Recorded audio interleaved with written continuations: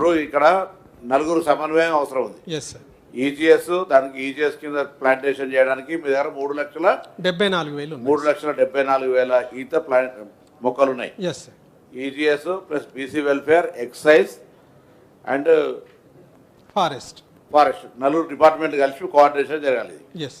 ఇది దీంతో ఏంటంటే అట్లీస్ట్ మొక్క పెట్టిన తర్వాత మళ్ళీ ఇన్కమింగ్ సోర్సు వాళ్ళకి ఎంప్లాయ్మెంట్ కూడా ఒక దొరుకుతుంది అనే దాని మీద గవర్నమెంట్ చీఫ్ మినిస్టర్ డిసిషన్ తీసుకొని రాష్ట్రం మొత్తం 40 లక్షల ఈత మొక్కలు, 5 లక్షల తాటి మొక్కలు పెంచారు అఫీషియల్ రికార్డు. జిల్లా వైజ్గా మీరు అన్నట్టు 3,75,000 అంటే 30 జిల్లాలు వేసుకుంటే ఆటోమేటిక్గా అంతే లెక్కకు వస్తుంది. కొన్ని జిల్లాలు ఎక్కువ ఉన్నాయి, కొన్ని జిల్లాలు తక్కువ ఉన్నాయి. సో దానికి కూడా ఒక యాక్షన్ ప్లాన్ తయారు చేయాల్సి ఉంది. దిస్ ఇస్ ఒకటి మామూలుగా మీరు అందరు ఇది కాక ఎవెన్యూ ప్లాంటేషన్. మొన్న కూడా నేను డిస్ట్రిక్ట్ ఆఫీసర్స్తో మాట్లాడేటప్పుడు ఎక్కడెక్కడైతే సింగిల్ రోడ్ ఉందో ఇక అది డబుల్ రోడ్ కాదనుకునేది, అవకాశం లేదనుకునేది ఉంటే దానికి డబుల్ రోడ్ అని ఉంటే కొంత ల్యాండ్ ఓనరు మిగతా వేటికి వంటి ఇస్తాడో చేయడం. కానీ వెనకటికి మా చిన్నప్పుడు కూడా మంచి మంచి చింత చెట్లు, వేప చెట్లు పెద్ద పెద్ద అన్నీ ఉంటుండే, మామిడి చెట్లు అన్ని రకాలు ఉంటుండే.